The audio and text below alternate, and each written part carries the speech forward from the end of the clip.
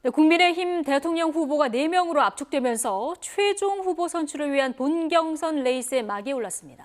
네, 4강 체제에서의 첫 토론회가 모레 열리는데요. 이들 네 후보의 2차 경선 성적표를 놓고 신경전도 이어지고 있습니다. 취재기자 연결해 보겠습니다. 부장원 기자. 네, 정치부입니다. 네, 자 국민의힘 본경선이 시작되고 맞은 첫 주말인데요. 후보들 오늘 일정은 어떻습니까?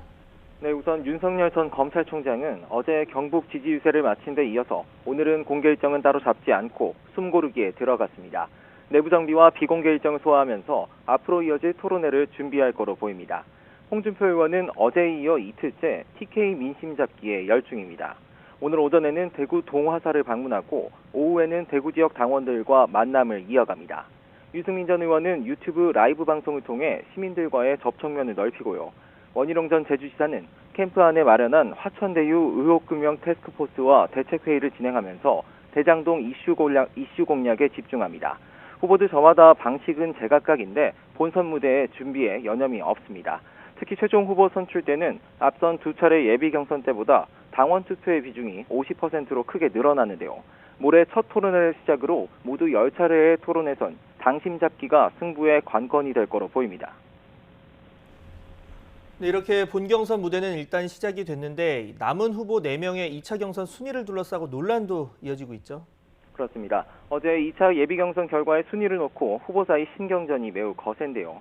우선 국민의힘 선거관리위원회는 어제 컷오프 결과를 발표하면서 득표나 순위는 밝히지 않고 가나다 순으로 후보 4명의 이름만 거론했습니다. 정당이나 후보자가 실시한 여론조사는 구체적인 내용을 공표할 수 없다는 공직선거법 조항을 근거로 한 건데요. 그런데 윤석열 전 총장 측이 먼저 구체적인 수치를 제시하면서 불씨를 댕겼습니다.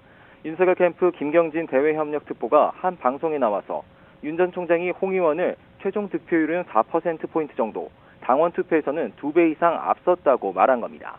이어 중앙선거여론조사 심의위원회가 당원 투표가 포함된 종합 순위의 공표는 가능하다고 유권 해석을 내리면서 여러 언론이 제각각 취재한 대로 순위를 보도하기 시작했습니다. 그러자 홍준표 의원과 유승민 전 의원 측은 즉각 성명을 내고 당 선거관리위원회에 진상규명을 요구하고 나섰습니다. 일단 국민의힘 선거관리위원회는 현재 나오고 있는 수치는 추측성에 불과한 허위라는 입장을 고수하고 있습니다. 실제 투표율이나 순위는 제한된 인원이 확인한 뒤 관련 자료는 곧바로 파쇄를 했고 비밀 유지 서약까지 했기 때문에 유출될 수 없다는 입장입니다. 당 선관위 부위원장을 맡고 있는 한기호 사무총장은 오늘 오전 예정에 없던 기자회견을 열고 재차 진화에 나섰는데요. 누가 만들었는지는 모르겠지만 4%포인트 격차라는 건 가짜이고 추측성 기사로 공정한 경선 관리에 저해되는 일이 없게 해달라고 재차 당부하고 나선 겁니다. 하지만 이미 관련 언론 보도가 이어지고 있고 선거법에도 저촉되지 않는다는 유권 해석이 내려진 이상 득표 순위를 둘러싼 논란은 계속될 거로 보입니다. 지금까지 정치부에서 YTN 부장원입니다.